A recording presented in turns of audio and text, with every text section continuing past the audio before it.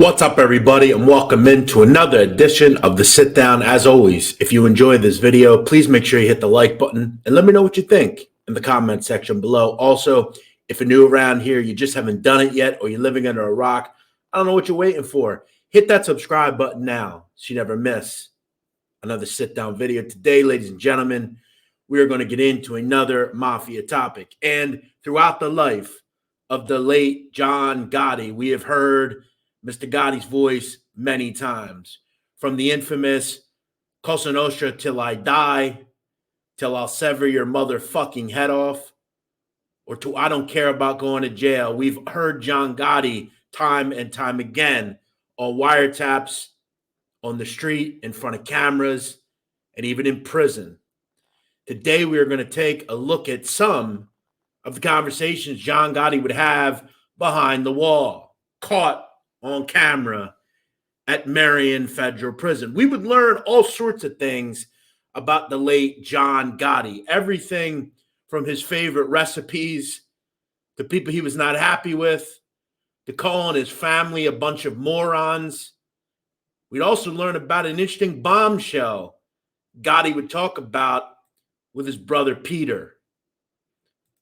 The story from Marion next on Sit Down Shorts. As we know, John Gotti would go to prison in 1992. He would really only go to one federal penitentiary, and that was Marion in Illinois. During his time there, for about 6 years, he was cancer-free from 92 to 98, and he would regularly be visited by his family. He would once lament about the fact that no one came to see him, though, during his time. He would talk about things that we've all seen. The fact that he would receive letters from people with Irish last names. He would talk about a letter he received at one point from a girl in Idaho, and she would talk about how much of a legend Gotti was. He would also talk about the fact that his family wouldn't send him any letters and that they were a bunch of morons at certain points. He would also talk regularly about the fact that people fawned over him, including during one of the relationships that he had. At one point during the conversation with daughter Victoria and brother Peter, an individual walked in front of the camera and waved to Mr. Gotti. Gotti would respond, "See, look at these people. They're lucky just to be in the company of me." He would also talk about how the government would try to prosecute him for years due to the fact that he was, quote, a legend.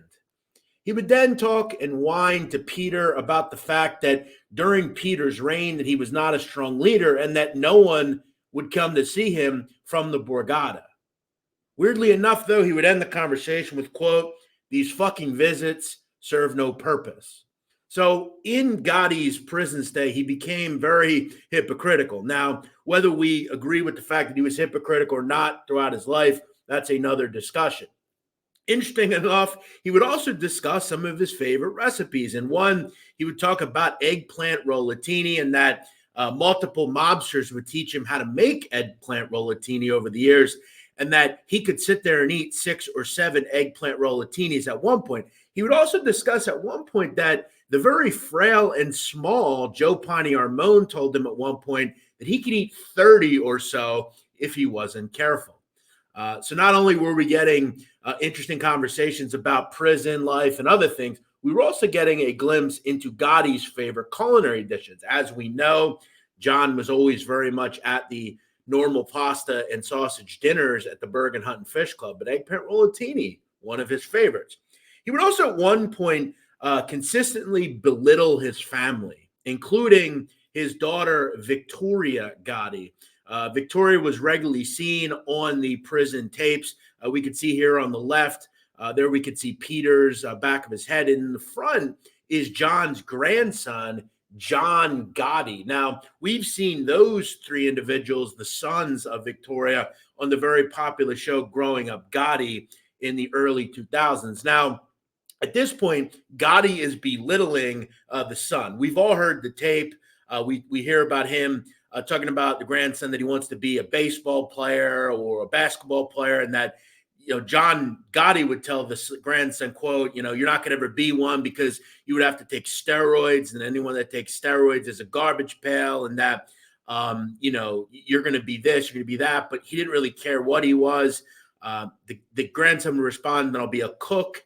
And he would go into this tirade about how they're spoiled and that you're spoiled, goddamn rotten, all this stuff. But during the conversation, we would also learn a very fiery racist side of John Gotti as well. During the tape, he would tell Victoria during the time Victoria tells him a story that at the prep school that the sons go to for her, that one of the individuals in the school, a black teenager, is bullying the grandson of John Gotti. Gotti would respond with, being an N-word is an embarrassment.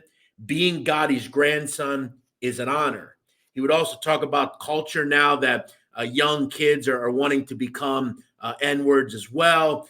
Very fiery. Now, remember, these are coming straight from John Gotti's mouth. These are tapes being recorded by the federal government. At one point as well, which we discussed in a previous video during a conversation with brother Peter Gotti, he would, talk about mob rat Sammy Gravano in very fiery ways. Now, as we know, John Gotti hated Gravano at this point, and we can't blame him for that. Gravano basically elaborated on the entire Cosa Nostra and put him in prison for the rest of his natural life. Now, whether we believe Gravano was the only reason for that, that could be a call to question. Now, during the conversation, Gotti would call Gravano, a weasel fucking punk and a fucking fag. I'll eat his liver for him. So Gotti held no punches about Gravano. We also know of, at one point, Gotti says to brother Peter regarding Gravano, that's a bill that's got to be paid someday. Now, we talked about this in a previous video. Subsequently, Peter Gotti would bring in into the conversation members that he would take care of this. He would assign the job to Thomas Huck Carbonaro and Salvatore Fat Sal Mangiavillano. As we know, Mangiavillano and Carbonaro would stalk Gravano in Arizona for a long period of time. As we know, though, they would never get to Gravano because Gravano is still alive and on YouTube talking about his crimes and all sorts of different things. During the conversations as well, he would talk very negatively as well about his wife, Victoria. She was basically saying that his son, John Jr. Gotti, was probably better off in prison than on the street. He would belittle her constantly. Now, during these conversations, we would also find out some very interesting details about Gotti's personal life. And this has been a point of contention for a long period of time. If you know anything about Gotti, it has been very well known in mob circles that he was someone that kept gumadas at times on the side. Now, Gotti, as we know, good-looking guy, dressed well, always had the coiffed hair, was probably very well accustomed to having a good woman on his arm. Now, in a 1998 conversation with brother Peter. Now, in 1998, John Gotti would get some bad news. Later that year, he would actually find out that he had cancer. But in January 1998 of that year, Gotti would get involved in a conversation with Peter alone. Remember, Peter is the only one having this conversation. He did not have this conversation with members of his family. In the conversation, we would learn of, quite frankly, a bombshell regarding Gotti. He would discuss a conversation and some letters that he was receiving from a woman only known as Rosemary's Kid.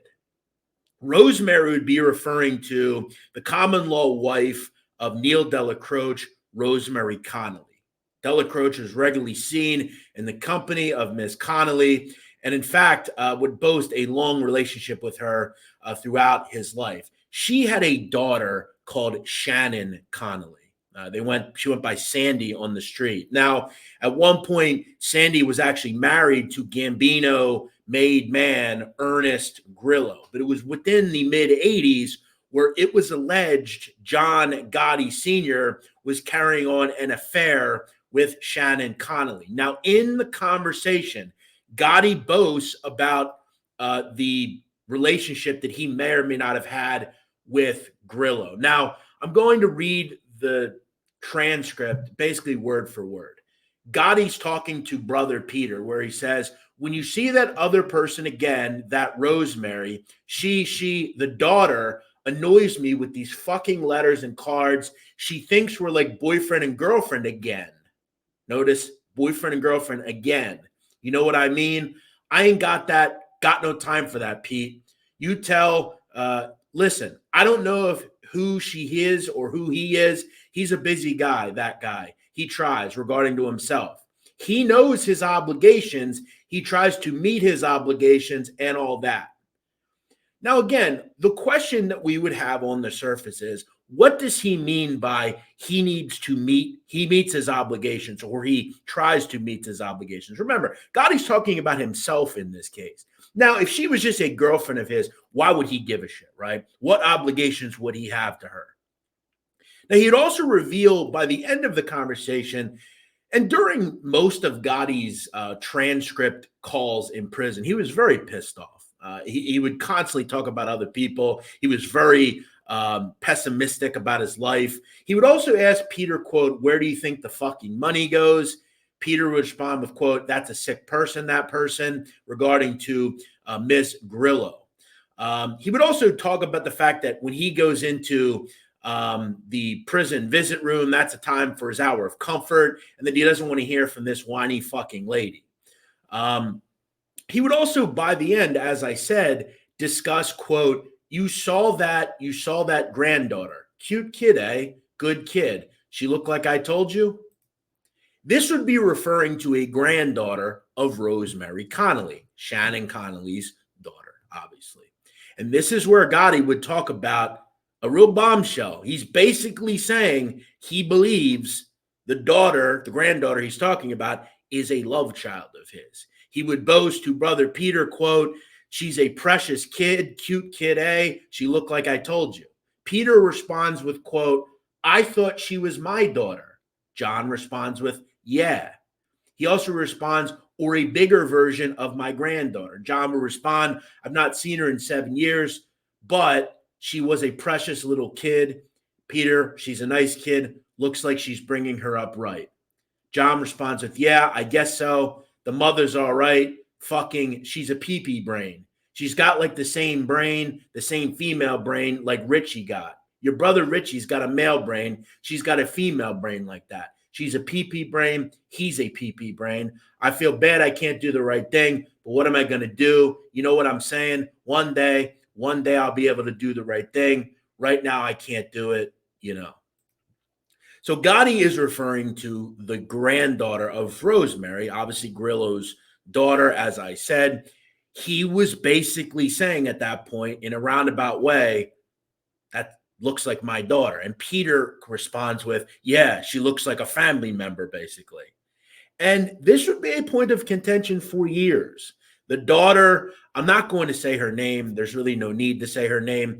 The daughter of Shannon Grillo, from what I understand, was raised by Ernest Grillo. And Ernest Grillo seems, on all accounts, a great father. It's likely that he took on a daughter that was not his. And this has remained a very inconspicuous question in Cosa Nostra circles and really in mob circles. Did John Gotti bore a child out of wedlock? It does seem as if that's true. We can figure this out from some of the conversation that they have, obviously regarding the fact that the kid looks like Gotti. And Peter responds with the same thing. Did you see the girl? Did she look like I told you? He also laments that he's happy that she's living a good life. She's a precious little kid, blah, blah, blah, blah, blah. Now, the daughter, Shannon Connolly, is in her 60s or 70s, I believe, at this point. And the daughter is in her, I believe, late 30s, early 40s. So she's grown at this point and probably is living her own life. Now, he also will respond about the obligations. What obligations will Gotti have if she was just a gumata? This, again, has not really been talked about. And ultimately, it's just really another rambling in the incoherent and generally pessimistic statements by Gotti during his time in federal prison. Gotti really just sounds like an old guy that's just sick and tired of everything. He, as I said, laments about his son, his family, his brother. He would call Peter a bad leader and that maybe he's not capable of running the family. He would talk about members of the mob not seeing him and that he didn't even know who some of the people were at this point. Again, we talked about his racial behavior. As we know, in 1998, John Gotti would get cancer and he would die in 2002. He would never visit another federal prison outside of MDC, which is just holding. But very interesting conversations he would have. I guess the question is, did John Gotti bore a daughter out of wedlock? I guess we'll never know. The families have been quite tight-lipped about all this. This is interesting, though, because in the 2006 trial of John Gotti Jr., Mikey Scars Leonardo would actually testify in one piece of testimony that John Gotti would tell him directly that likely he did bore a daughter out of wedlock. And this would come out also in the trial of John Gotti Jr. Now, there is one other account that I wanted to discuss, and this is a more questioned discussion. In the book Il Dottore, The Double Life of a Mafia Doctor by Ron Felber, Felber would describe a situation where he was, quote, called to a Manhattan hotel in 1984 by John Gotti. Felber claims that in the book, he was a doctor, a secret mob doctor, when someone would get shot or something along the lines of one of the doctors in Sopranos. If you remember, there was a character that would help the family when they couldn't go to a hospital. Felber would claim he would almost act as a doctor like that. He would say in the book that at one point he was called to a hotel, the Manhattan Barbizon Plaza Hotel in 1984. He would be walked in where John Gotti would complain of stomach pain. He would claim that in the book, Gotti would say to him, quote, "See this beautiful broad like Sandy here? But a goddamn stomach turned itself inside out when I'm about to make love to her like Rudolph Valentino," Gotti allegedly told the doctor. Now, that is just another account from what could have happened. As we know, some of these books, you hear rambling, incoherent statements by people that claim they were involved with the mafia. Someone like Ron Felber, someone like Anthony Raimondi, people create these statements, and we have no way of really verifying a lot of this stuff. Whether or not we believe Ron Felber, it's just another piece of this that makes this very interesting. As I said, everything I've said in this video today, most of it came out of John Gotti's mouth himself. I'm really just analyzing the prison wiretaps. As always, thank you for watching. If you enjoyed this video, please make sure you hit the like button and make sure you subscribe so you never miss another sit-down video.